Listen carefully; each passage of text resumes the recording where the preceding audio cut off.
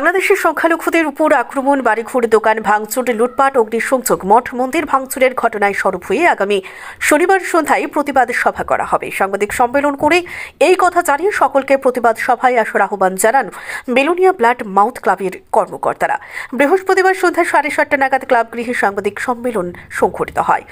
উপস্থিত ছিলেন ক্লাব সভাপতি তপন দেবনাথ, সম্পাদক উৎপল বৈদ্য, ক্লাবের বয়োজ্যেষ্ঠ সদস্য রাখাল দেবনাথ, স্বপন সাহা এবং অবসরপ্রাপ্ত বিশিষ্ট শিক্ষক স্বর্ণেন্দু বণিক।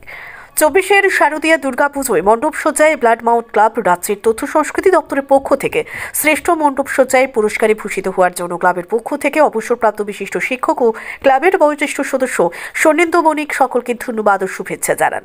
সাংবাদিক সম্মেলনে তিনি আরও জানান, গত কিছুদিন আগে চাঁদা নিয়ে ব্লাড মাউথ ক্লাবের 3 সদস্যের বিরুদ্ধে মিথ্যে মামলা কখনো মানা যায় না।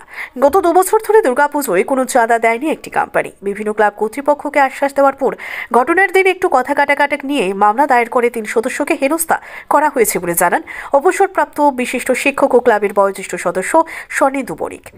আমরা অশান্তির পথে না, আমরা শান্তির পথে। এই ক্লাব বিগত দিনে বিভিন্ন সামাজিক কর্মকাণ্ড করেছে, আগামী দিনেও জারি রাখবে বলে জানান অবসরপ্রাপ্ত বিশিষ্ট শিক্ষক ও ক্লাবের বয়োজ্যেষ্ঠ সদস্য স্বর্ণেন্দু বণিক।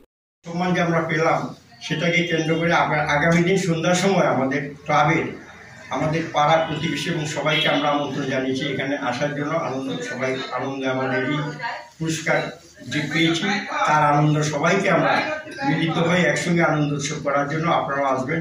সেখানে আমাদের সবার চা খাওয়ার ব্যবস্থা করব, সবাইকে আমরা একসঙ্গে বসে পুরনো দিনের কথা আলোচনা করব এবং এই আন্দোলনে সবাই সামিল হবেন এবং বাজি পোড়ানো হবে, আরও কিছু এবং কিছু প্রদীপ প্রজ্বলন হবে, বাজি পোড়ানো হবে, আরও কিছু আমরা কাজ করব। সেখানে আমরা দেখবেন, আমরা এলেই সেটা দেখতে পাবেন।